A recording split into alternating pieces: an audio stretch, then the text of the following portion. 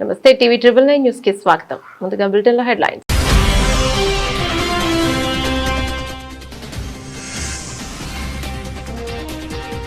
India post చరిత్రలోనే తొలిసారి 4,000 కోట్లు దాటినట్లు వెల్లడించిన కేంద్ర మంత్రి జ్యోతిరాదిత్య సింధియా.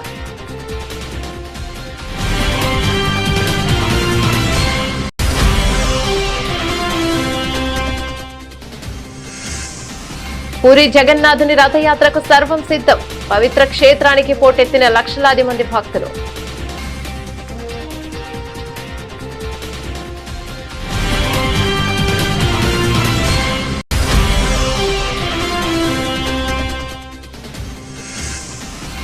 కేరళ ప్రయోజనాలే మాకు ముఖ్యం. గత పాలకుల ఆదాని పెనాల్టీ మాఫీ బండారాన్ని బయటపెట్టిన సీఎం విడి సతీశన్.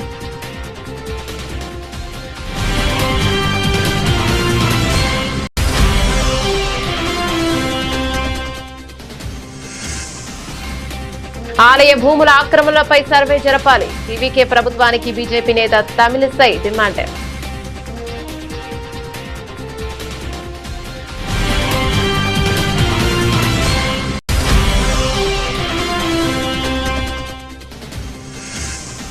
హైదరాబాద్ లో ప్రతిష్టాత్మక బ్రిక్స్ కార్మిక సంఘాల సదస్సు ముగింపు సెషన్ కు నేతృత్వం వహించిన కేంద్ర మంత్రి మన్సుఖ్ మాండవీయ.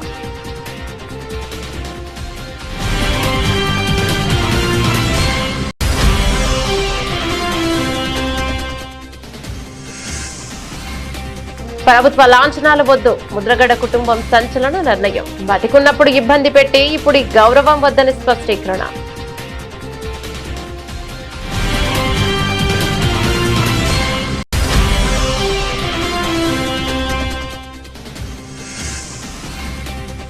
అంగన్వాడీ భవనాల నిర్మాణాన్ని వేగవంతం చేయాలి. అధికారులకు మంత్రి సీతక్క కీలక ఆదేశాలు.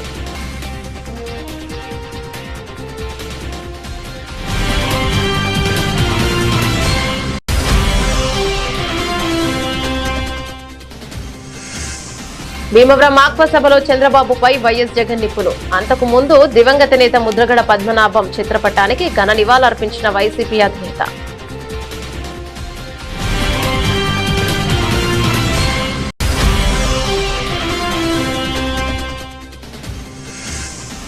భీంగల్ అభివృద్ధి కోసం నిరాహార దీక్షకు పిలుపు. ప్రశాంత్ రెడ్డి దీక్షను భగ్నం చేసేందుకు కాంగ్రెస్ కుట్రంటూ బీఆర్ఎస్ మండిపాటు.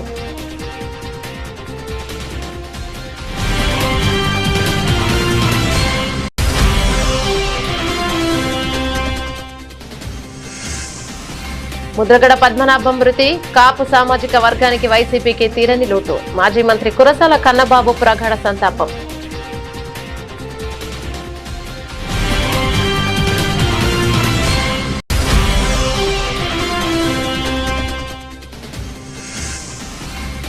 జపాన్ ఓపెన్ లో పీవీ సింధు శుభారంభం. మలేషియా ప్లేయర్ ను చిత్తు చేస్తూ రెండో రౌండ్ లోకి ఎంట్రీ.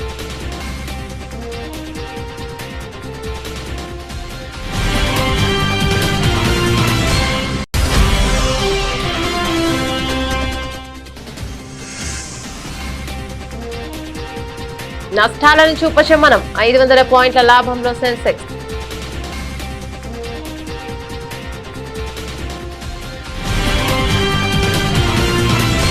డీటెయిల్స్ చూస్తే భారత ప్రభుత్వ రంగానికి చెందిన అత్యంత పురాతన నమ్మకమైన సంస్థ ఇండియా పోస్ట్ భారత తపాలా శాఖ వ్యాపార వృద్ధిలో సరికొత్త రికార్డును సృష్టించింది. సంస్థ చరిత్రలోనే మునుపెన్నడూ లేని విధంగా ప్రస్తుత ఆర్థిక సంవత్సరం యొక్క మొదటి త్రైమాసికంలో Q1 రాబడి ఏకంగా 4,000 కోట్ల రూపాయల మార్కును దాటింది. అసాధారణ విషయానికి సంబంధించిన వివరాలను కేంద్ర మంత్రి జ్యోతిరాదిత్య సింధియా అధికారికంగా వెల్లడించారు. సాంకేతికతను జోడించి సేవల నాణ్యతను పెంచడం వల్లే ఈ అద్భుతమైన వృద్ధి సాధ్యమైందని ఆయన కొనియాడారు. Very stiff targets for this year as well. This is the first time in India Post history that we are growing in double digits. General growth trends at India Post have been in the range of 1 to 2.5% per annum. And last year we grew by close to about 20%. This quarter I'm very glad to report to you that total turnover compared to quarter 1 of FY 25-26 has grown by 22.2%. Last year quarter one was 3,280 crores. This year, quarter one is 4,008 crores. This is the first time in the history of India Post that quarter one turnover has hit 4,000 crores and above. Generally, Q4 has been a high revenue quarter, but this is the first time that first quarter of a financial year we've hit above 4,000 crores of turnover. So it's a tremendous achievement on the part of the full India Post team. My India Post family of over 4 lakh people have toiled day in and day out to produce these results, and I, with humility, bow my head to all of them for the service that they have performed for India Post and for the nation. As you are aware, we have 6 verticals within India Post, and I will share the results per vertical. Parcel has grown by 50% over first quarter of 25-26.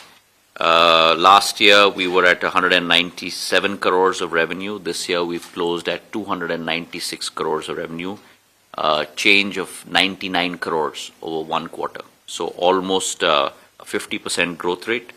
Mails has grown by 42%, 552 crores last year, 783 crores this year, growth of 231.5 crores.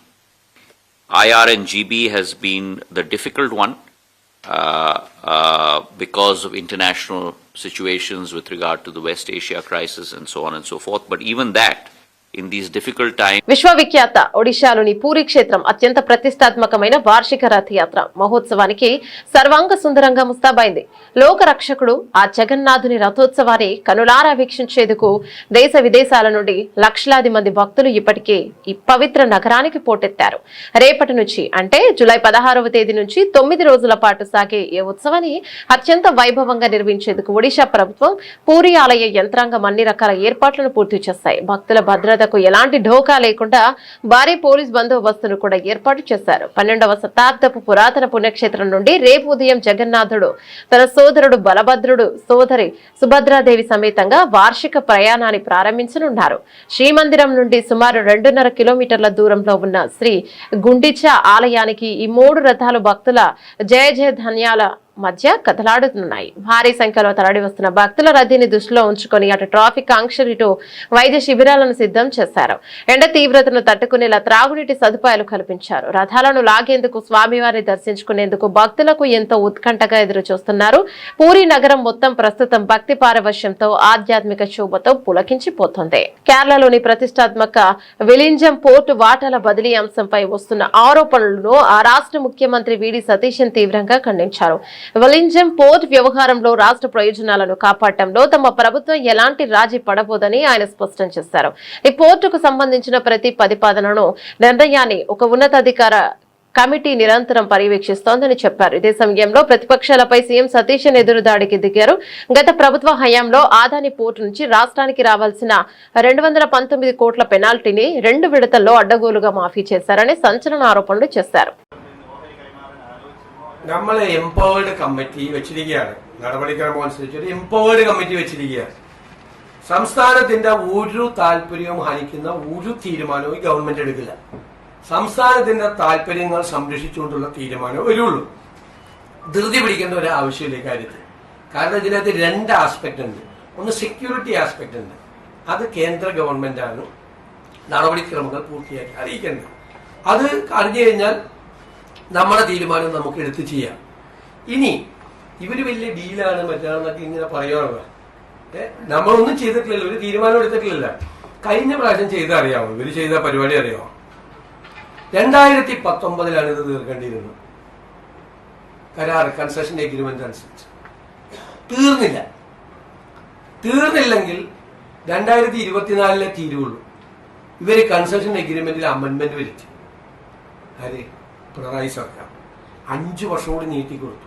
5 വർഷം നീട്ടിക്കൊടുക്കുമ്പോൾ 40 വർഷം ഇത് നടപ്പാക്കാനുള്ള അവകാശം 45 വർഷമാക്കി കൊടുക്കണം ചെയ്തത്. 40 45ആയി. ഈ concession എഗ്രിമെന്റിൽ ഒരു close ഉണ്ടായിരുന്നു. ഇവര് വൈകിയാൽ ഒരു ദിവസം ഇവർ 12 ലക്ഷം കൊടുക്കണമെന്ന്. 12 ലക്ഷം 5 കൊല്ലം വൈകിയപ്പോൾ അവർ കൊടുക്കേണ്ട സർക്കാരിന് പെനാൽറ്റി പീനൽ പ്രൊവിഷനാണ് കൊടുക്കേണ്ട തുക 219 കോടിയാണ്. ఒక్క పైసా ఇదెల్ల ఉల్వ. తమిళనాడులో కొత్తగా కొలువుదీరిన టీవీకే ప్రభుత్వంపై బీజేపీ సీనియర్ నాయకురాలు తమిళిసై సౌందరరాజన్ సంచలన వ్యాఖ్యలు చేశారు. రాష్ట్రంలోని ఆలయ భూములను తక్షణమే సర్వే చేయించి అక్రమార్కుల చేతుల్లో ఉన్న భూములను స్వాధీనం చేసుకోవాలని ఆమె డిమాండ్ చేశారు. అలాగే సుప్రసిద్ధ తిరుప్పరంకుండ్రం కొండపై సాంప్రదాయబద్ధంగా కార్తీక దీపారాధన లేదా పవిత్ర జ్యోతి వెలిగించేందుకు కొత్త ప్రభుత్వం ఎలాంటి ఆంక్షలు లేకుండా అనుమతించాలని స్పష్టం చేశారు. గతంలో అధికారంలో ఉన్న ప్రభుత్వం హిందూ వ్యతిరేక విధానాలను అవలంబించడం వల్లే ఎన్నికల్లో ఘోర పరాజయాన్ని చవిచూసిందని ఈ సందర్భంగా తమిళసై గుర్తు చేశారు. காலமாக இந்த தமிழ்நாட்டில தான் கோயில் சொத்துக்கள் சூறையாடப்படுகிறது என்பது நமக்கு மனதிற்கு மிக மிக மிக வேதனையாக இருக்கிறது. கோயில் சொத்துக்கள் அந்த பகுதி மக்களுக்கு பலன் தரும் அளவிற்குத்தான் கொடுக்கப்பட்டது. ஆனால் எவ்வளவு பேர் அதை உபயோகித்தாலும் பயன்படுத்தினாலும் நிறைவாக அது கோயிலுக்கானதான். ஆனா நீங்க கரூர்ல இருக்கட்டும், பழனில இருக்கட்டும், இன்னைக்கு கோயில் சொத்துக்கள் எந்த அளவிற்கு கோயிலுக்கு இல்லாமல் அது சூறையாடப்பட்டு கொண்டிருக்கிறது தான் என்பது நமக்கு மிகுந்த வேதனை அளிக்கக்கூடியதாக இருக்கிறது. அதனால தமிழக அரசு கரூர்ல உள்ள கோயில் நிலங்கள், அது கோயிலுக்கான நிலங்கள், இனாம் நிலங்கள் என்று அதற்கு ஒரு பிரிவை ஏற்படுத்தி அது இன்னும் தீர விசாரிக்கப்பட வேண்டும். ஆனா எந்த வகையிலும் கோயில் சொத்துக்கள் அபகரிக்கப்படக்கூடாது என்பதில் நாம் எல்லோருமே தெளிவாக இருக்க வேண்டும். அரசாங்கம் மட்டும் இல்ல, எல்லோருமே தெளிவாக இருக்க வேண்டும். இது ஒரு தாழ்மையான கருத்து. அதே மாதிரிதான் பழனில 100 கோடி மதிப்பிலான பழனி ஆண்டவரின் சொத்து 2 கோடிக்கு விற்கப்பட்டிருக்கிறது. அதாவது அவர் பழனி ஆண்டியாக இருந்தாலும் அவர் எல்லோருக்கும் மிக மிக செல்வத்தை கொடுத்து கொண்டிருக்கிறார்.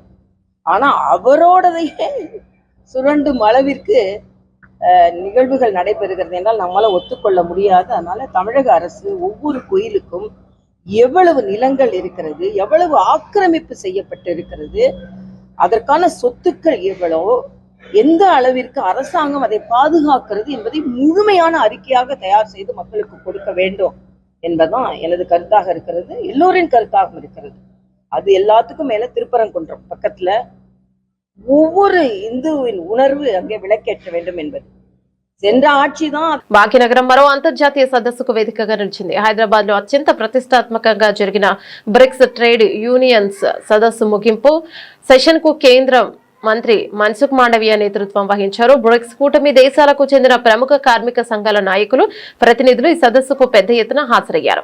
ప్రపంచ వ్యాప్తంగా మారుతున్న ఆర్థిక సమీకరణాలు, కార్మికుల హక్కుల రక్షణ మరియు ఉపాధి అవకాశాల కల్పనపై ఈ అంతర్జాతీయ వేదికపై సుదీర్ఘంగా చర్చించారు. మారుతున్న సాంకేతిక యుగంలో కార్మికులకు నైపుణ్యాభివృద్ధి, శిక్షణ అందించడం ద్వారానే ఉపాధిని కాపాడుకోగలమని ఆయన అభిప్రాయపడ్డారు. కాపు ఉద్యమ నేత, మాజీ మంత్రి ముద్రగడ పద్మనాభం అంత్యక్రియలను ప్రభుత్వ లాంఛనాలతో నిర్వహించాలని ఏపీ ప్రభుత్వ ప్రతిపాదనను ఆయన కుటుంబ సభ్యులు తిరస్కరించారు. బతికున్నప్పుడు ఆయన్ను అనేక విధాలుగా అవమానించారని, ఇప్పుడు అధికారిక గౌరవాలు, సానుభూతి తమకు అవసరం లేదని స్పష్టం చేశారు. ఈ నిర్ణయం రాజకీయ వర్గాల్లో చర్చనీయాంశంగా మారింది. ఇక వివరాల్లోకి వెళ్తే ముద్రగడ పద్మనాభం మృతి పట్ల ముఖ్యమంత్రి చంద్రబాబు నాయుడు సంతాపాన్ని వ్యక్తం చేశారు. ఆయన అంత్యక్రియలను అధికారిక లాంఛనాలతో నిర్వహించాలని అధికారులను ఆదేశించారు. అయితే ప్రభుత్వం తీసుకునే నిర్ణయాన్ని ముద్రగడ కుటుంబం సున్నితంగా తిరస్కరించింది. కాకినాడ జిల్లా కిర్లంపూడిలో వైసీపీ నేత జక్కంపూడి రాజా మీడియాతో మాట్లాడుతూ ఈ విషయాన్ని వెల్లడించారు. ముద్రగడ గారు బతికున్నప్పుడు ఆయనను ఎన్నో ఇబ్బందులకు గురి చేశారు. ఇప్పుడు మరణించాక మొసలి కన్నీరు కార్చాల్సిన అవసరం లేదు. ప్రభుత్వ లాంఛనాలతో వద్దని ఆయన కుటుంబ సభ్యులు తేల్చి చెప్పారని రాజా తెలిపారు. రాష్ట్రంలోని అంగన్వాడీ కేంద్రాల బలోపేతంపై స్త్రీ శిశు సంక్షేమ శాఖ మంత్రి సీతక్క ప్రత్యేక దృష్టి సారించారు. అంగన్వాడీ కేంద్రాల్లో మౌలిక వసతుల కల్పన, నూతన భవనాల నిర్మాణ ప్రగతిపై ఆమె ఉన్నతాధికారులతో సుదీర్ఘ సమీక్ష నిర్వహించారు. రాష్ట్ర వ్యాప్తంగా పెండింగ్ లో ఉన్న అంగన్వాడీ భవనాల నిర్మాణ పనులను తక్షణమే వేగవంతం చేయాలని అధికారులను ఆదేశించారు. క్షేత్రస్థాయిలో గర్భిణులు, బాలింతలు మరియు చిన్నారులకు అందుతున్న సేవల్లో ఎలాంటి లోపాలు ఉండకూడదని, ముఖ్యంగా తొలి ముద్ద కార్యక్రమాన్ని అత్యంత సమర్థవంతంగా అమలు చేయాలని మంత్రి ఈ సందర్భంగా స్పష్టం చేశారు. కేంద్రాలలో త్రాగునీరు, మరుగుదొడ్లు వంటి కనీస మౌలిక వసతుల కల్పనలో ఎలాంటి అలసత్వం వహించవద్దని హెచ్చరించారు.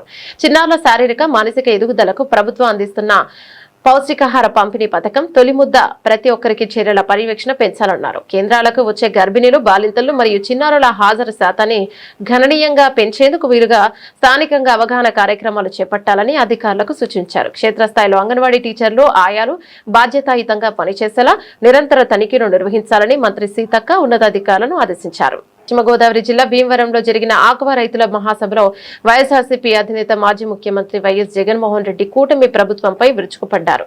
సభ ప్రారంభానికి ముందు పరమపదించిన కాపు ఉద్యమ విలక్షణ నాయకుడు ముద్రగడ పద్మనాభం గారి చిత్రపటానికి వైఎస్ జగన్ పూలమాల వేసి ఘన నివాళులను అర్పించారు. అనంతరం ఆక్వా రైతులను ఉద్దేశించి మాట్లాడుతూ రాష్ట్రంలో చంద్రబాబు సిండికేట్ రాష్ట్రాన్ని నడిపిస్తోందని, ఆక్వా రంగాన్ని పూర్తిగా కుప్పకూల్చేస్తోందని సంచలన ఆరోపణలు చేశారు. ఇష్టానుసారంగా ధరలు పెంచేస్తూ ఆక్వా రైతుల పొట్టకొడుతున్నారని మండిపడ్డారు. మన కర్మ ఏమిటి అని చెప్పి ఒక్కసారి గమనించినట్లయితే ఆశ్చర్యంగా ఆక్వా రైతులకు సప్లై చేసే ఫీడ్ కానీ, చివరికి పంట కొనుగోలు కానీ, చివరికి ప్రాసెసింగ్ కానీ, ఈ ప్లాంట్లన్నీ కూడా చంద్రబాబు నాయుడు గారి సానుభూతి పరులకే ఇవన్నీ కూడా ఉండడం ఈ రాష్ట్రంలో రైతాంగం చేసుకున్న కర్మ. అంటే ఇవాళ పరిస్థితి రాష్ట్రంలో ఎలా ఉంది అని అంటే, వాళ్ళు ఎలా కావాలి అని అంటే అలా నడుపుతా ఉన్నారు. సీడు కొనేటప్పుడు సీడు రేటు ఎంతో వాళ్ళే నిర్దేశిస్తారు. ఫీడ్ కొనేటప్పుడు ఫీడ్ రేట్ ఎంతో కూడా వాళ్ళే నిర్దేశిస్తారు. చివరికి ఆక్వా రైతన్న లక్షల రూపాయలు ఖర్చు చేసి సాగు చేస్తే తీరా రొయ్యలు, ఆ చేపలు పంట పండి చేతికొచ్చేసరికి మొత్తం సిండికేట్గా ఏర్పడతా ఉన్నారు. రేట్లు మాత్రం డమాలని చెప్పి పడేస్తా ఉన్నారు. ఈ రాష్ట్రంలో చంద్రబాబు నాయుడు గారి సానుభూతి పరుల సిండికేట్ ఈరోజు ఈ రాష్ట్రాన్ని నడిపిస్తూ ఉంది. 4 నెలల కాలంలోనే, అంటే మొన్న ఫిబ్రవరిలో ఒకసారి రేటు పెంచారు. ఆ తర్వాత మరోసారి మళ్ళీ జూన్ వచ్చేసరికి 4 నెలలు తిరక్క మునిపే మళ్ళీ ఒకసారి రేటు పెంచారు. ఏకంగా కేజీకి 14 రూపాయల నుంచి 16 రూపాయలు ఫీడ్ రేట్లు ఎడా పెంచుకుంటూ పోయారు.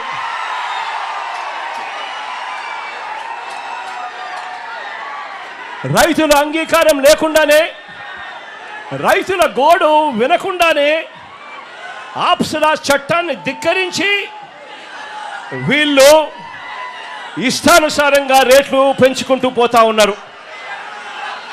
ఆశ్చర్యం ఏమిటి అనంటే, ఒకవైపున రేటు చూస్తే 4 నెలలు తిరక్క మునిపే ఏకంగా కేజీకి 14 రూపాయల నుంచి 16 రూపాయలు ఆక్వా రేట్లు, ఫీడ్ రేట్లు పెంచారు.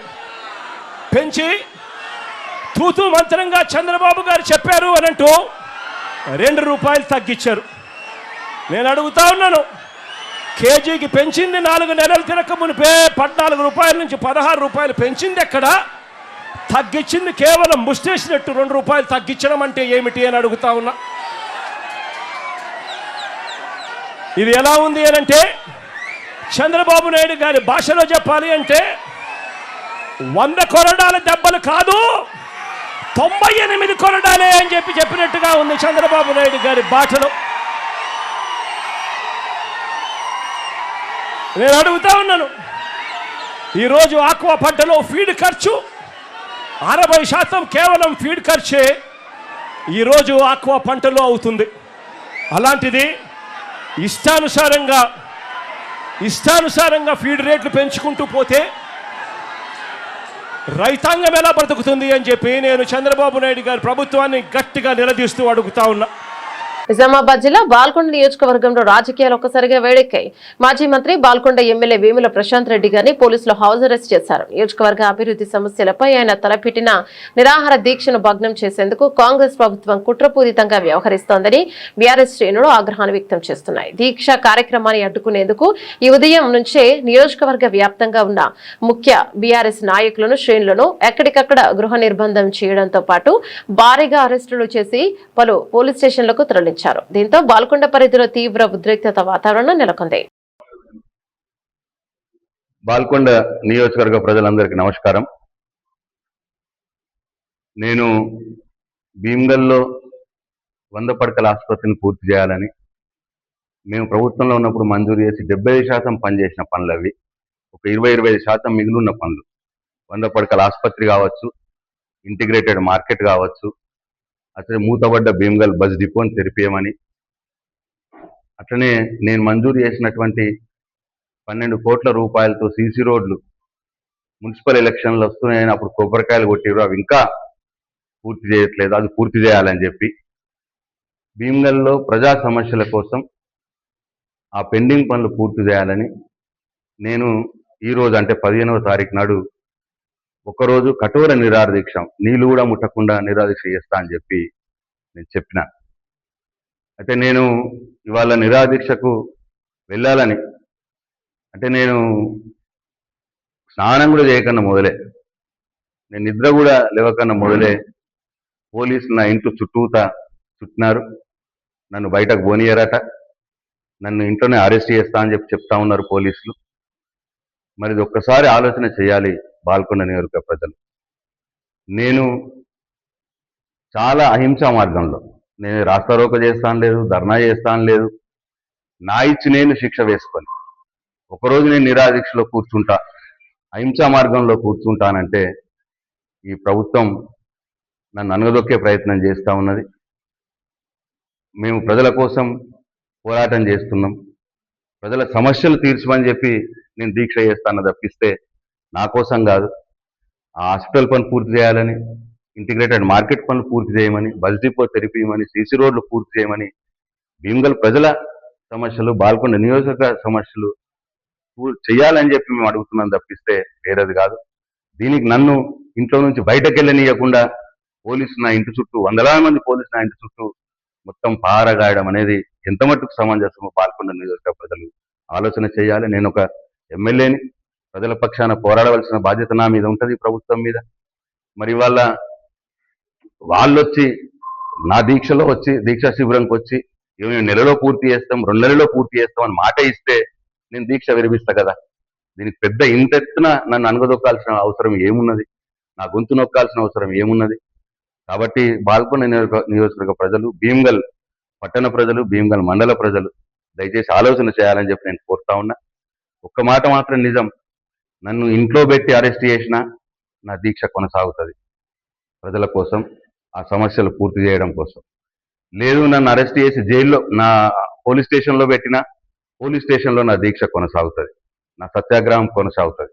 కాపు ఉద్యమ ఆశాజ్యోతి మాజీ మంత్రి ముద్రగడ పద్మనాభం గారి అకాల మరణంపై వైఎస్ఆర్ కాంగ్రెస్ పార్టీ శ్రేణులు మరియు కాపు సామాజిక వర్గ నేతలు తీవ్ర దిగ్భ్రాంతి వ్యక్తం చేస్తున్నారు.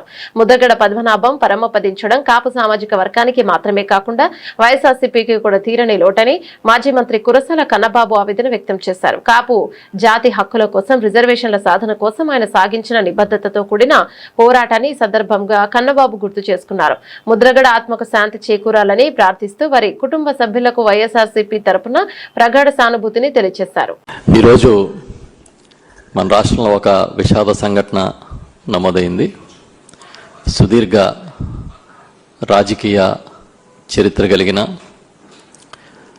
కాపు ఉద్యమ నాయకుడిగా, ఒక విలక్షణమైన పోరాట పటిమ కలిగిన శ్రీ ముద్రగడ పద్మనాభం గారు మనల్ని విడిచి వెళ్ళిపోయారు. చాలా దురదృష్టం. ఒక నిబద్ధత కలిగిన నాయకుడిగా పద్మనాభం గారు ఈరోజు పరమపదించడం అందరికీ లోటే. ఒక విలక్షణమైన వ్యక్తిత్వం అయింది. చాలా ముక్కుసూటితనం, పట్టుదల, నిజాయితీ, మాట మీద నిలబడడం, ఇవన్నీ ఆయన లక్షణాలు. కేవలం గోదావరి జిల్లాలకే కాదు, ఈ రాష్ట్రంలోనే, ఉమ్మడి రాష్ట్రంలోనే తనదైన శైలిలో పనిచేసిన నాయకుడు ఆయన. ఇవాళ కాపు ఉద్యమం అంటే, కాపు రిజర్వేషన్ పోరాటం అంటే ఆయనే గుర్తొస్తారు. చాలా నిబద్ధతతో పట్టిన పట్టు విడవకుండా పనిచేశాడు. సుమారు 30 సంవత్సరాల పాటు కాపు ఉద్యమం కోసం ఇంచుమించుగా తన రాజకీయ జీవితాన్ని కూడా పణంగా పెట్టినట్టుగా మనకు కనిపిస్తుంది.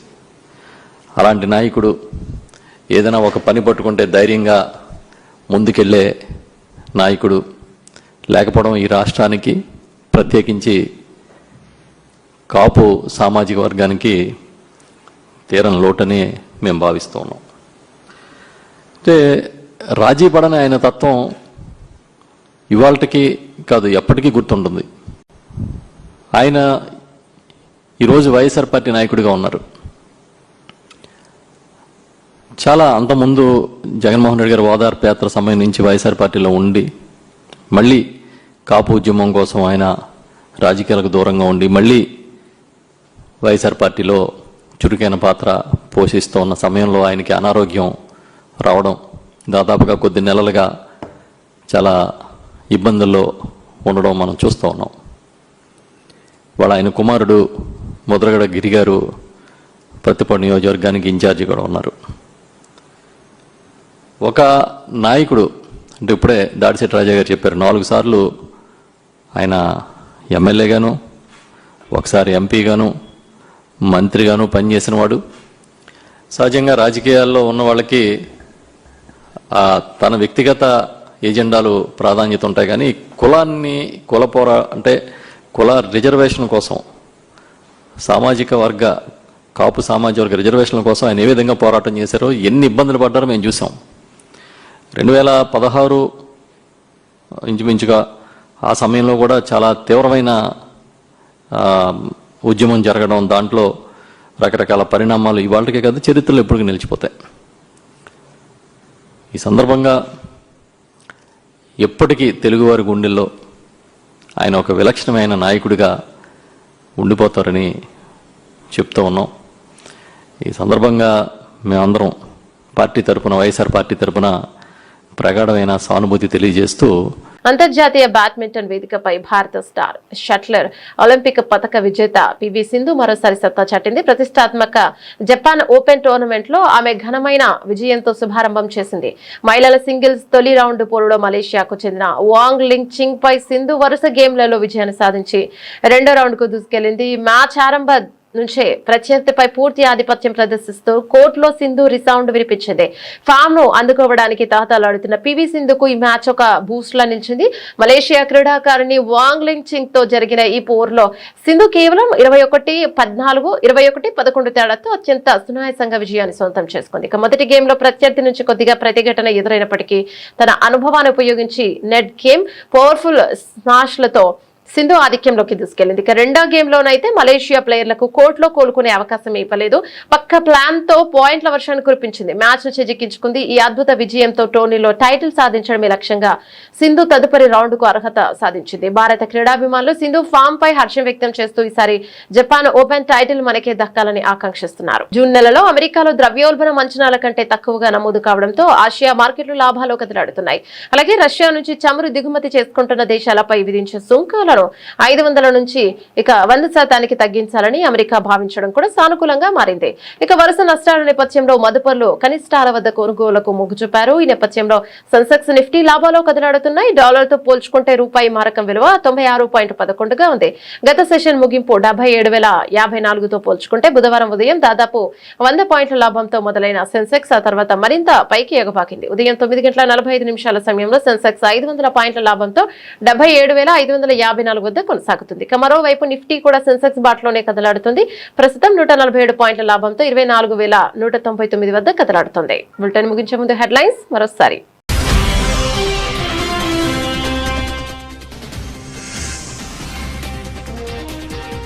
ఇండియా పోస్ట్ చరిత్రలోనే తొలిసారి 4,000 కోట్లు దాటినట్లు వెల్లడించిన కేంద్ర మంత్రి జ్యోతిరాదిత్య సింధియా.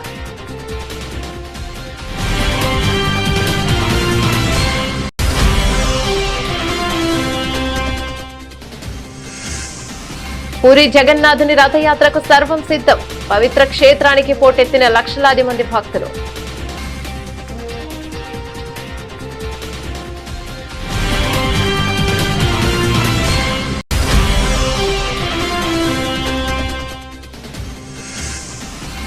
కేరళ ప్రయోజనాలే మాకు ముఖ్యం. గత పాలకుల ఆదాని పెనాల్టీ మాఫీ బండారాన్ని బయటపెట్టిన సీఎం విడి సతీశన్.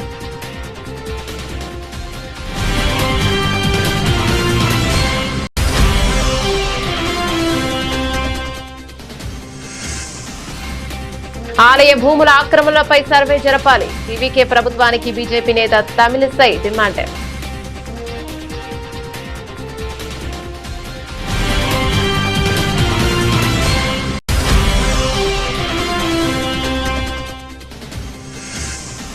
హైదరాబాద్ లో ప్రతిష్టాత్మక బ్రిక్స్ కార్మిక సంఘాల సదస్సు ముగింపు సెషన్ కు నేతృత్వం వహించిన కేంద్ర మంత్రి మన్సుఖ్ మాండవీయ.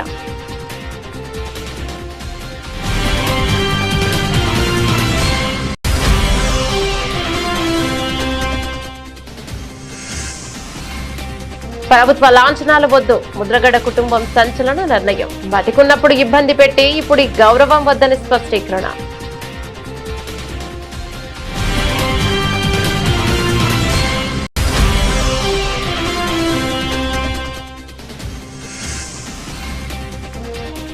అంగన్వాడీ భవనాల నిర్మాణాన్ని వేగవంతం చేయాలి. అధికారులకు మంత్రి సీతక్క కీలక ఆదేశాలు.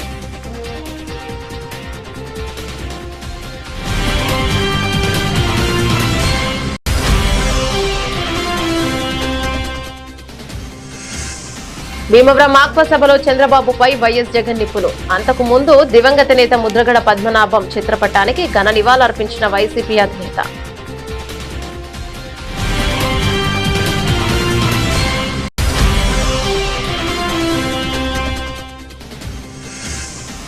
భీంగల్ అభివృద్ధి కోసం నిరాహార దీక్షకు పిలుపు. ప్రశాంత్ రెడ్డి దీక్షను భగ్నం చేసేందుకు కాంగ్రెస్ కుట్రంటూ బీఆర్ఎస్ మండిపాటు.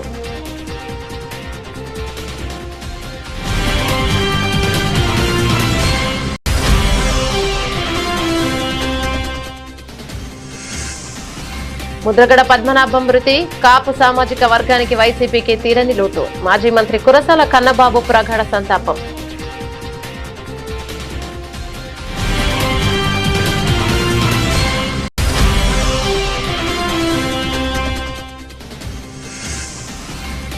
జపాన్ ఓపెన్ లో పీవీ సింధు శుభారంభం.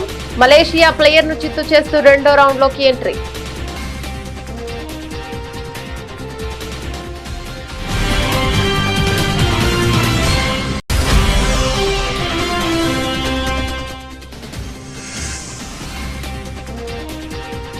నష్టాల నుంచి ఉపశమనం. 500 పాయింట్ల లాభంలో సెన్సెక్స్.